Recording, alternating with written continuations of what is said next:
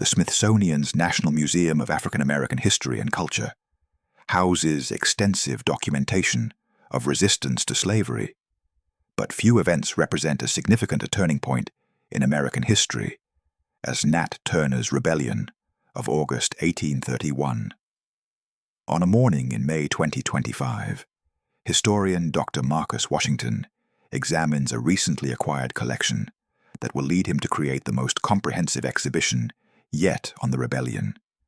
An uprising that lasted approximately 48 hours, involved roughly 70 enslaved people, resulted in the deaths of approximately 65 white people in Southampton County, Virginia, led to the execution of Nat Turner and dozens of other black people, both participants and innocent victims of white retaliation, and fundamentally changed the South by intensifying both the brutality of slavery and the determination of abolitionists to end it. An event that demonstrated enslaved people's willingness to fight for freedom despite overwhelming odds, and that terrified slaveholders throughout the South, who suddenly understood that rebellion was possible and that their control depended on constant vigilance and escalating violence. The donation comes from a historical society in Virginia that has been researching Nat Turner's Rebellion and its aftermath.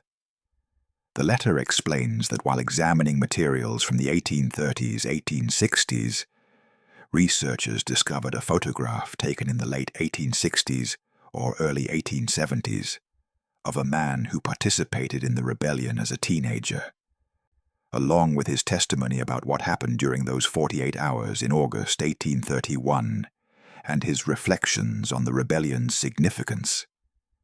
Marcus carefully removes the materials from their archival box. The first item is a photograph, styled like a late 19th century identification portrait, showing a man standing against the plain wooden siding of a building. He wears a simple, buttoned work shirt, the fabric loose and well-worn. His expression is serious, unwavering. No smile, no visible tension, just steady, direct engagement with the camera. His eyes lock onto the lens with intensity that feels both guarded and resigned, the look of someone accustomed to being observed and documented without power to refuse. A small white fleck clings at the corner of his mouth, dust, cotton fiber, or some trace of work. The background's horizontal planks create stark lines around him, emphasizing his stillness. Nothing dramatic is happening, yet the portrait carries quiet heaviness. A man staring into a camera he didn't ask to face, revealing nothing but the certainty that there is far more to him than this single frame allows. Marcus turns the photograph over. Written on the back in faded ink, Daniel, participant in Nat Turner's Rebellion, Southampton County, Virginia, August 1831. Photograph taken approximately 1870. Daniel was approximately 16 years old when he joined the rebellion. He survived the rebellion's suppression, evaded capture for several months, was eventually captured and sold to the Deep South, gained freedom during the Civil War, and gave testimony in 1869 about the rebellion and its significance. And below that, in different handwriting, added much later, for 48 hours in August 1831, enslaved people in Southampton County fought for their freedom. They killed approximately 65 white people. The rebellion was suppressed with overwhelming force. Approximately 55 black people were executed after trials. Approximately 120 more were killed by white mobs without trial. But the rebellion changed everything. It proved that enslaved people would fight for freedom, and it terrified the South into understanding that slavery could only be maintained through escalating violence and control. Marcus reads the inscription 3 times, his hands trembling slightly. Daniel had been 16 years old when he participated in Nat Turner's rebellion, one of the most significant acts of armed resistance to slavery in American history. He had survived the rebellion's brutal suppression, had been captured and sold away, had gained freedom during the Civil War, and had given testimony about what he experienced and what the rebellion meant. Marcus spends the rest of that day examining the other materials in the package. What he finds is extraordinary. Daniel's complete testimony given in 1869, describing the rebellion, its planning, its execution, its suppression, and its lasting significance. Contemporary newspaper accounts from 1831, documenting the rebellion and the brutal retaliation. Court records from the trials of Nat Turner and other participants. And later historical analysis showing how the rebellion fundamentally changed Southern society and accelerated the path toward civil war. From Daniel's testimony, given in Virginia in October 1869, "My name is Daniel Freeman. I chose the name Freeman after emancipation because it represents the freedom that Nat Turner and all of us who followed him fought for in August 1831. I was born enslaved in Southampton County, Virginia, in approximately 1815. In August 1831, I was approximately 16 years old and enslaved on a plantation near where Nat Turner lived and preached. Nat Turner was a preacher and a prophet among enslaved people in Southampton County. He was literate, deeply religious, and believed that God had called him to lead enslaved people to freedom. Nat experienced visions that he interpreted as divine messages, telling him that the time was coming when enslaved people would rise up against their oppressors. In early 1831, there was a solar eclipse that Nat interpreted as a sign that the time for action was approaching. He began quietly preparing for a rebellion, sharing his plans with a small group of trusted men who would form the core leadership of the uprising. The rebellion began on the night of Sunday, August 21st, 1831. Nat and 6 other men, Hark, Henry, Nelson, Sam, Will, and Jack, met in the woods and finalized their plans. They decided they would move from plantation to plantation, freeing enslaved people and gathering weapons. Their goal was to reach the county seat of Jerusalem, now Cortland, seize the armory there, and use the weapons to establish a position from which they could fight for permanent freedom or die trying. That night, the group began their rebellion. I will not provide graphic details of the violence that occurred, but I will say that the rebels killed slaveholders and their families as they moved from plantation to plantation. This violence was terrible, but it must be understood in context. These were enslaved people who had experienced and witnessed horrific violence their entire lives, who had seen family members beaten, raped, and sold away, who had been told they were property with no rights. The rebellion was an act of war against a system that had brutalized them since birth. As the rebels moved through Southampton County on August 22nd, they freed enslaved people from each plantation and invited them to join the rebellion. Some joined immediately. Others were afraid and did not join. I was one of those who joined. When the rebels reached my plantation on Monday morning, August 22nd, they freed all of us. Nat Turner spoke to us. He said that God had called him to lead us to freedom, that we had a choice to join the fight for liberty or remain enslaved. He said that this might be our only chance in our lifetimes to fight for freedom. I was 16 years old. I had been enslaved my entire life. I had been beaten, had watched my mother be sold away when I was young, had seen other enslaved people brutalized daily. When Nat Turner offered me a chance to fight for freedom, I joined without hesitation. By Monday afternoon, August 22nd, the rebel force had grown to approximately 60-70 people. We had gathered horses, weapons, and supplies from the plantations we had passed. We were moving toward Jerusalem. But word of the rebellion had reached white residents of Southampton County. Militia forces were being assembled. By Monday evening, we began encountering armed resistance. Several skirmishes occurred. Some of our group were killed, others scattered. On Tuesday, August 23rd, the rebellion was effectively suppressed. Militia forces and armed white men from surrounding counties converged on Southampton County in overwhelming numbers. Most of the rebel force was killed, captured, or scattered. Nat Turner himself managed to escape and hide. I was among those who escaped the initial suppression. I hid in the woods for several weeks, moving at night, trying to get further from Southampton County. But I was eventually captured in September 1831. I was fortunate in one sense. I was not executed. Many of those who were captured were tried and hanged. Approximately 55 black people were executed after trials in the weeks following the rebellion. But I was 16 years old, and the man who captured me decided to sell me rather than turn me over for trial.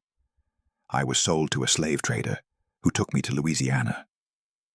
I remained enslaved in Louisiana until 1863, when Union forces occupied the area, and I gained my freedom. After the war, I returned to Virginia to try to learn what had happened to my family and to the others who had participated in the rebellion.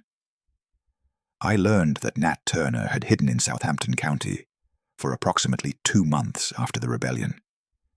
He was finally captured in October 1831, tried, convicted, and executed on November 11th, 1831. Before his execution, he gave a confession to a lawyer named Thomas Gray, which was published and widely circulated. I learned that in the immediate aftermath of the rebellion, white mobs had killed approximately 120 black people in Southampton County and surrounding areas, people who had nothing to do with the rebellion, but who were killed out of fear and revenge. The violence against innocent black people exceeded the violence of the rebellion itself. I also learned how the rebellion had changed the South. After Nat Turner's rebellion, Southern states passed increasingly harsh laws restricting enslaved people. It became illegal in many states to teach enslaved people to read or write. Enslaved people were prohibited from assembling without white supervision. Slave patrols were increased. Punishments became more severe. But the rebellion also intensified the abolitionist movement in the North. Many white Northerners who had been indifferent to slavery became convinced that the system was inherently violent and unstable and needed to be ended. I am giving this testimony because I want several things documented. First, I want the historical record to show that Nat Turner's rebellion was an organized, deliberate act of armed resistance to slavery. It was not a random outbreak of violence. It was a planned uprising aimed at achieving freedom. Second, I want people to understand that approximately 60-70 enslaved people joined the rebellion. We knew the risks. We knew we would likely die. But we chose to fight for freedom rather than remain in bondage. That choice deserves to be remembered and honored. Third, I want the violence of the rebellion understood in context. Yes, approximately 55-65 white people were killed during the rebellion. But this violence occurred within a system that had killed, brutalized, and terrorized millions of black people for over 2 centuries. The rebellion was violent, but slavery itself was violence. Daily, systematic, brutal violence against enslaved people. Fourth, I want documented that the retaliation against black people far exceeded the violence of the rebellion itself. Approximately 55 black people were executed after trials. Approximately 120 more were killed by white mobs without any trial. Innocent people murdered out of fear and revenge. This retaliation was terrorism designed to prevent future rebellions. Fifth, I want people to understand that the rebellion, though suppressed, succeeded in changing the South. After Nat Turner, slaveholders lived in constant fear of rebellion. They understood that enslaved people would fight for freedom if given opportunity. This fear contributed to the increasingly harsh measures used to control enslaved people, and eventually contributed to the tensions that led to the Civil War. Nat Turner believed that God had called him to lead enslaved people to freedom. The rebellion did not achieve immediate freedom. Most participants were killed or captured, and I spent another 32 years enslaved after the rebellion. But the rebellion proved that enslaved people would fight for freedom, and it helped set in motion the events that eventually led to emancipation. I was 16 years old when I joined Nat Turner's rebellion. I am now 54 years old and have been free for 6 years. I do not regret joining the rebellion. I would make the same choice again. Fighting for freedom, even knowing I would likely die, was better than accepting permanent bondage without resistance. Nat Turner was a prophet and a warrior. He led us to fight for freedom. He was captured and executed, but his rebellion changed America.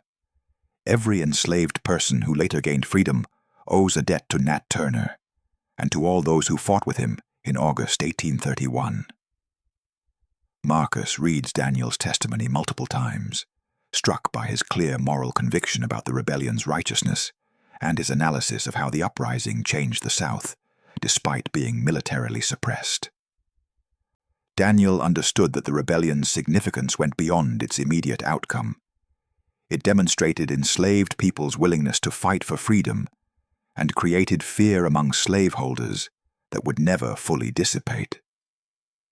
Marcus contacts Dr. Patricia Johnson, a historian at the University of Virginia, who has spent decades researching Nat Turner's rebellion, its causes, its execution, and its long-term impact on Southern society and the path to civil war. Patricia has worked to recover testimony from participants and witnesses and to understand the rebellion within the broader context of resistance to slavery. Patricia calls him back within an hour, her voice urgent. Daniel's testimony, if it provides a first-person account from a participant who survived, would be extraordinarily valuable. We have Nat Turner's confession as recorded by Thomas Gray, but we have very little direct testimony from other participants. Send me everything immediately. Marcus shares all the materials with Patricia. They arrange to meet at the Library of Virginia in Richmond to examine court records from the trials following the rebellion, newspaper accounts from 1831, and any additional documentation about the rebellion and its aftermath.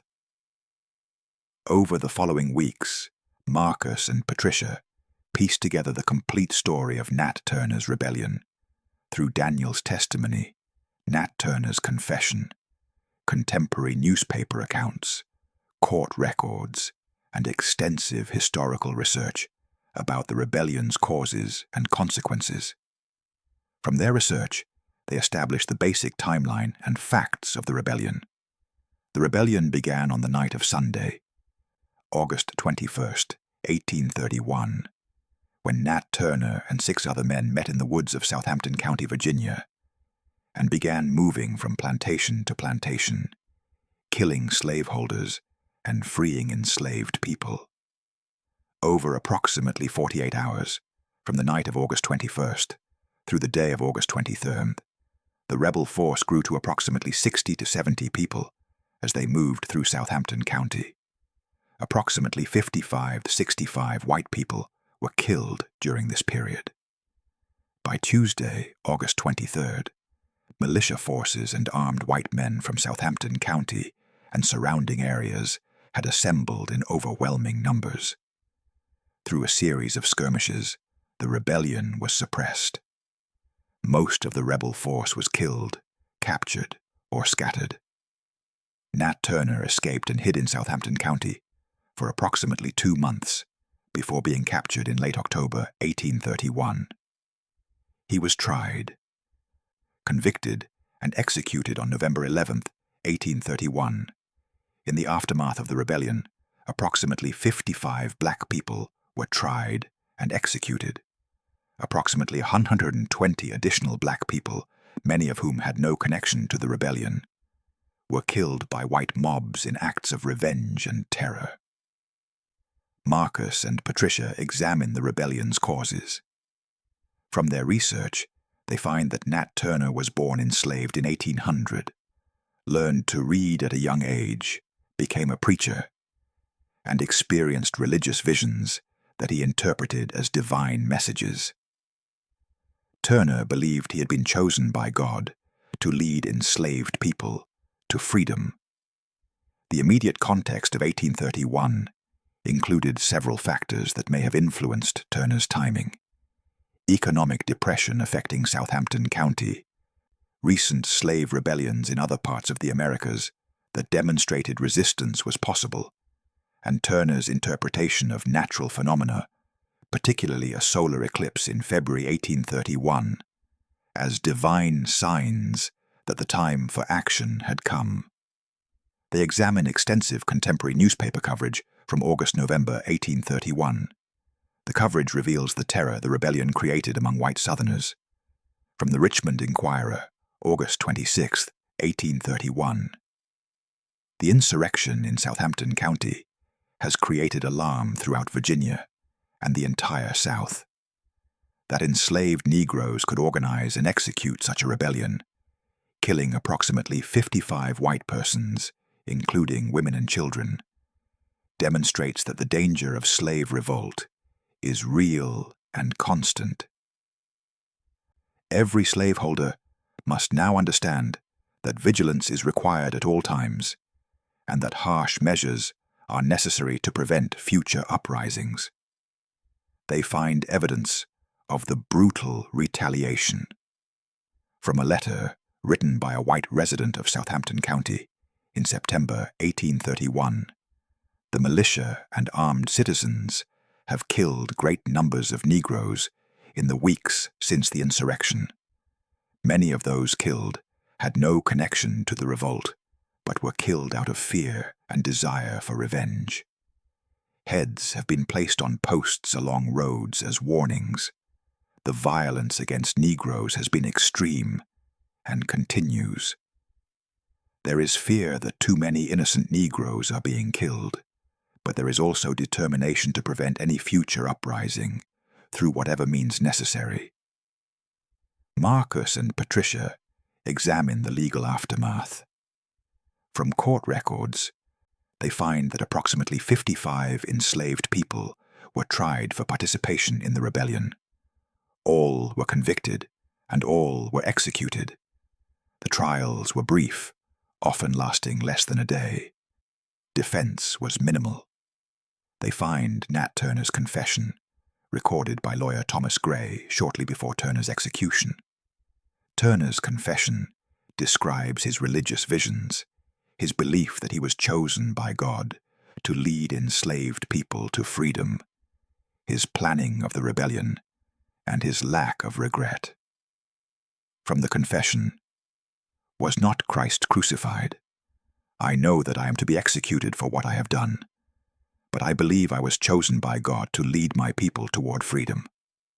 I do not regret what I attempted. I would do it again."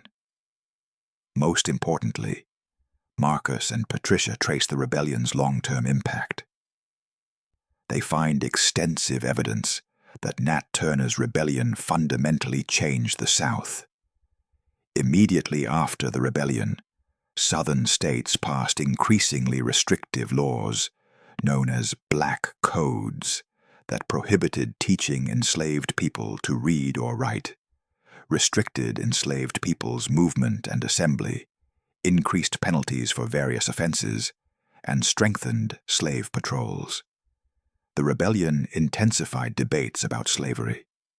In the Virginia legislature in 1831-1832, there was serious debate about gradual emancipation, the closest any Southern state came to voluntarily ending slavery. But the proposal was ultimately defeated, and instead Virginia strengthened its slave codes. The rebellion energized the abolitionist movement in the North. William Lloyd Garrison's abolitionist newspaper, The Liberator, began publication in January 1831, just months before Turner's rebellion. After the rebellion, abolitionist sentiment grew stronger, with many pointing to Turner's rebellion as evidence that slavery was inherently unstable and violent. The rebellion created lasting fear among Southern slaveholders. After 1831, white Southerners lived with constant awareness that rebellion was possible. This fear contributed to increasingly harsh treatment of enslaved people, to Southern defensiveness about slavery, and eventually to secession and civil war, when it appeared that slavery might be restricted or ended by political means. Over the following months, Marcus and Patricia worked to create an exhibition that honors the courage of Nat Turner and the other participants, while honestly documenting both the violence of the rebellion and the brutal retaliation that followed. They work with descendants of both black and white Southampton County residents to ensure the exhibition is historically accurate and respectful. 22 months after Marcus first examined that package, the Smithsonian opens the exhibition, Nat Turner's Rebellion, 48 Hours That Changed America. The exhibition occupies a major gallery designed to examine the rebellion within the full context of slavery's violence and the long history of resistance. The centerpiece is the photograph of Daniel, one of the few surviving participants, taken approximately 40 years after the rebellion, showing a man who fought for freedom as a teenager and lived to testify about what he experienced. A detailed explanation accompanies the image. This photograph from approximately 1870 shows Daniel, who participated in Nat Turner's rebellion in August 1831 when he was approximately 16 years old. The rebellion lasted approximately 48 hours and involved roughly 70 enslaved people, who killed approximately 55 or 65 white people while moving through Southampton County, Virginia. The rebellion was suppressed on August 23, 1831. Approximately 55 black people were executed after trials, and approximately 120 more were killed by white mobs without trial. Daniel survived by evading capture for several weeks, was eventually caught and sold to Louisiana, gained freedom during the Civil War, and gave testimony in 1869, documenting the rebellion's significance as an act of armed resistance that terrified the South and helped set in motion events leading to emancipation. The exhibition tells the complete story of Nat Turner's rebellion through multiple perspectives: Daniel's testimony, Nat Turner's confession, contemporary newspaper accounts, court records, and extensive historical analysis. The exhibition does not shy away from the violence, but contextualizes it within slavery's systematic brutality. One section examines Nat Turner's life and religious beliefs, showing how he came to believe he was divinely chosen to lead enslaved people to freedom. The exhibition displays excerpts from his confession, describing his visions and his moral certainty about the righteousness of rebellion. Another section documents the planning and execution of the rebellion. The initial meeting on August 21st, 1831, the movement from plantation to plantation over approximately 48 hours, the growth of the rebel force to approximately 60-70 people, and the violence that occurred. The exhibition acknowledges that approximately 55-65 white people were killed, while also emphasizing that this violence occurred within a system that had brutalized millions of black people for over 2 centuries. The exhibition examines the suppression of the rebellion on August 23rd, showing how overwhelming militia force ended the uprising and how most participants were killed, captured, or scattered within 48 hours of the rebellion's start. A section on retaliation documents both the legal executions, approximately 55 people tried and hanged, and the extra-legal violence, approximately 120 black people killed by mobs, many with no connection to the rebellion. The exhibition emphasizes that the retaliation exceeded the rebellion's violence and was designed to terrorize black communities and prevent future uprisings. The exhibition traces Nat Turner's capture in October 1831, his trial, his confession to Thomas Gray, and his execution on November 11, 1831.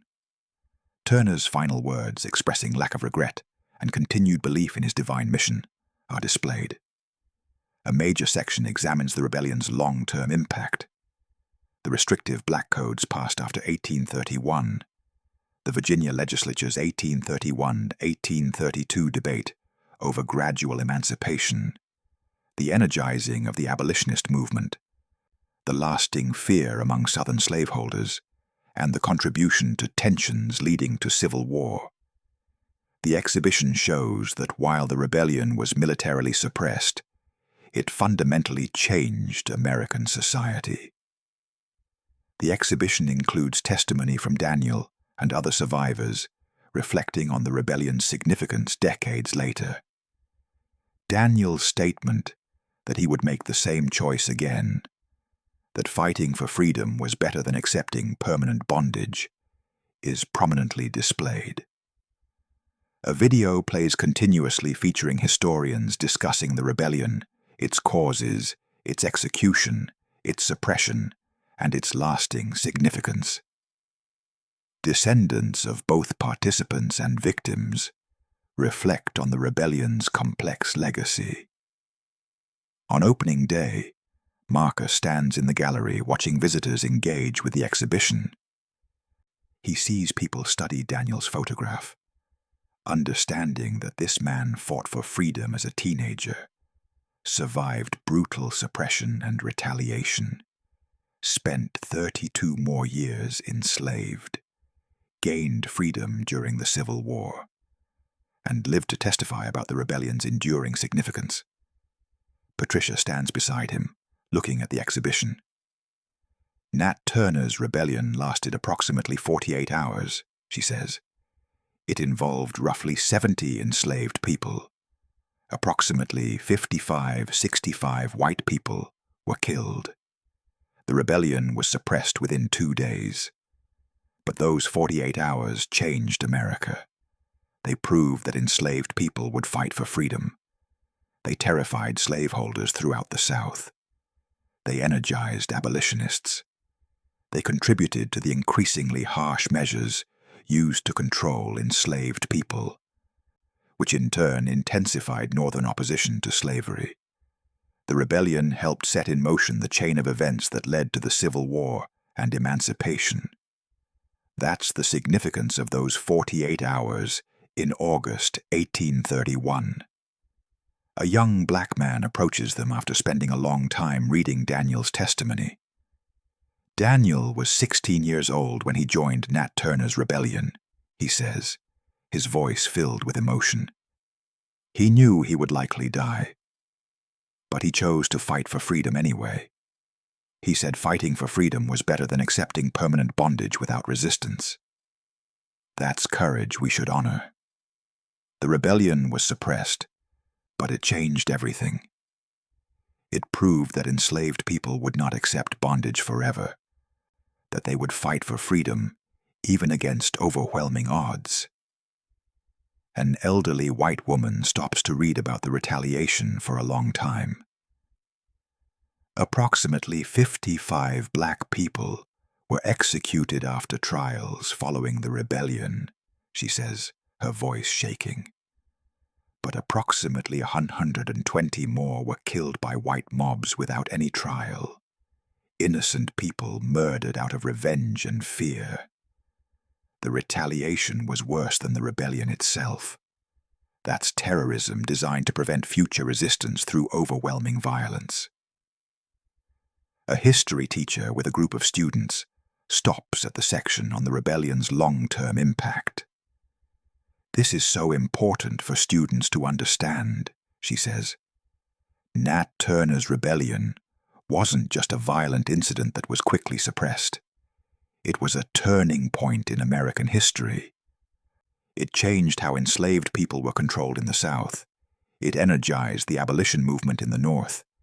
It created lasting fear among slaveholders, and it contributed to the tensions that eventually led to civil war.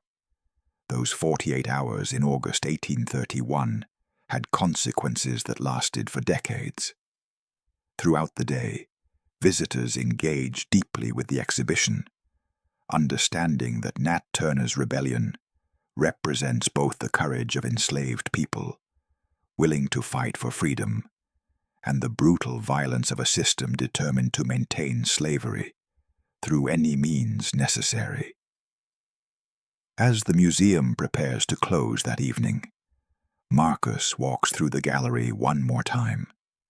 He stops in front of Daniel's photograph, looking at his serious, steady gaze.